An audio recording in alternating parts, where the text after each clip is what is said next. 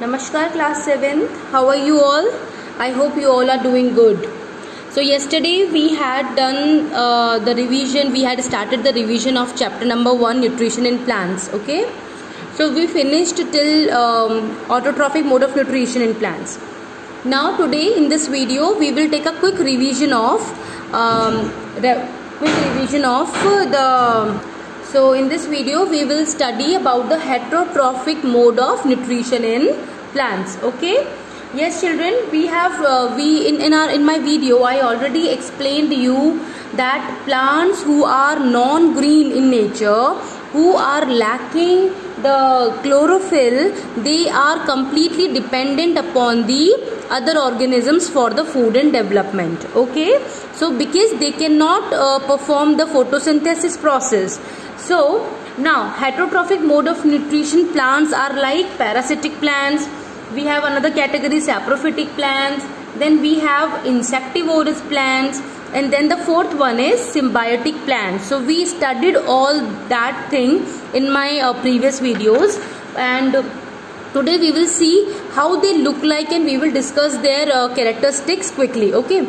Now children, first of all start with this one. This is the parasitic plants. Okay.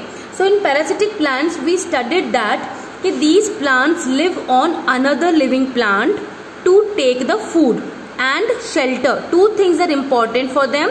First of all, they take the food from the host plant as well as they take the shelter of the host plant. That is why they are known as parasitic plants. Now, the plant on which they are living and whom their food and shelter is using, that plant is known as host plant. Okay children, we have examples like Cuscuta, mistletoe, okay, and Rafflesia. So this flower, this red color flower is known as a diagram of Rafflesia flower. This is the largest flower in this world. Okay children, so Rafflesia looks like this, and this is completely a parasitic plant. Okay, you can see like this, the body is like this, the petals, this is the center. So whenever insect come, it will, okay, no, not insect, but insect or whatever food, it will obtain the food by using the host body. Okay, now you can see this another example. This is Cuscuta children, the yellow part and the greenish part, the greenish leaves. Okay, you can see here, this is the host plant and the yellowish branches are actually Cuscuta plant. In another name it is known as Dodder. Okay, this Cuscuta completely depends on the host plant and absorb all the nutrition of the host body. Okay, that is why it is very dangerous, and also it grows rapidly over the body of host, so it is very difficult to remove it. Okay, this is also another point about it. So this is about the Rafflesia plant and that Cuscuta. See like this, see Cuscuta, how it is present all over the body of this tree.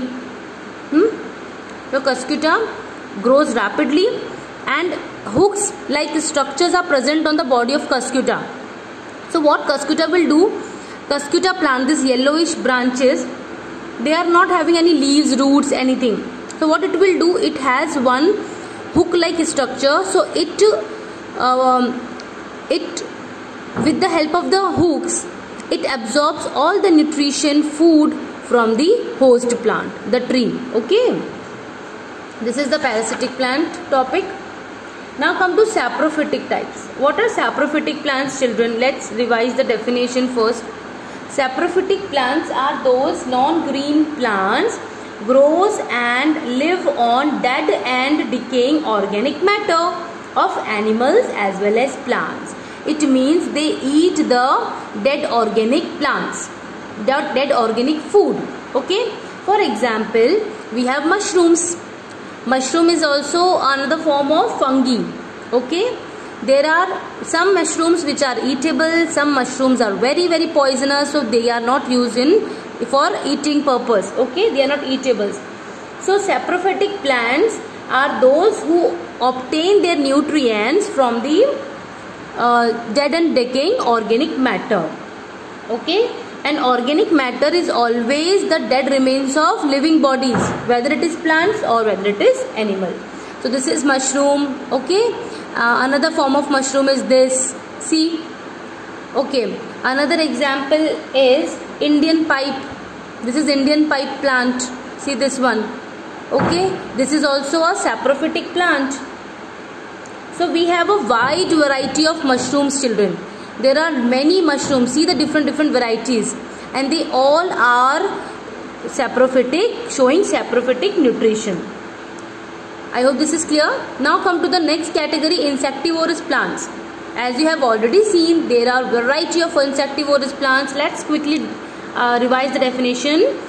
Insectivorous plants are the plants that derive their nutrients from insects.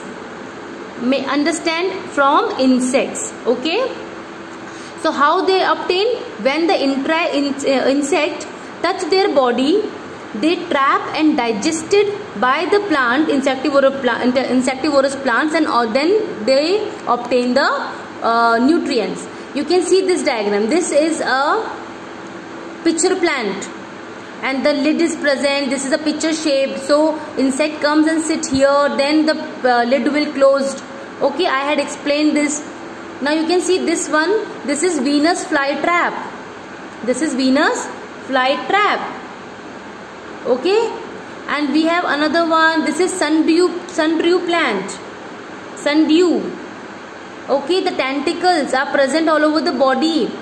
I had explained very clearly all their structures, how they do. Okay, how they obtain their food. Let's see one small video on this. You can see clearly.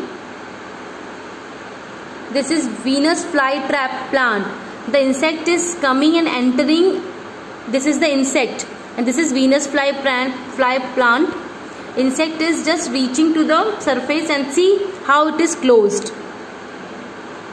Okay, so now it is closed. So this is open, this is closed, that one is closed. So now the insect will be digested by, see again, it is closed.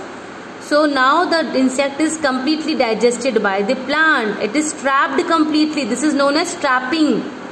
And the digestive juices are present inside the Venus fly plant. So it will be absorbed by the plant. Okay. Let's come to the last one, that is lichens. Lichen is a symbiotic relationship of algae and fungi. Okay children, so lichens look like this. You have seen lichens everywhere on the branches, trees, trunks, and the old trees, like this, bark of the plant. These lichens are a combination of algae and fungi, and they both are benefiting to each other. This is very important to understand, that their association is not harmful to each other. In earlier, like in parasitic form or in insectivorous plants, they are harming one of the plant. Okay, but in case of lichens, this is known as symbiotic relationship. It means they are in a symbiotic relationships and they are not harming each other. Okay, see the diagram. I hope you feel interested in this you understood the concept clearly and through the video, to the pictures. Okay, okay children, revise the chapter again and ask your queries if any. Thank you so much. Bye bye. Take care everybody.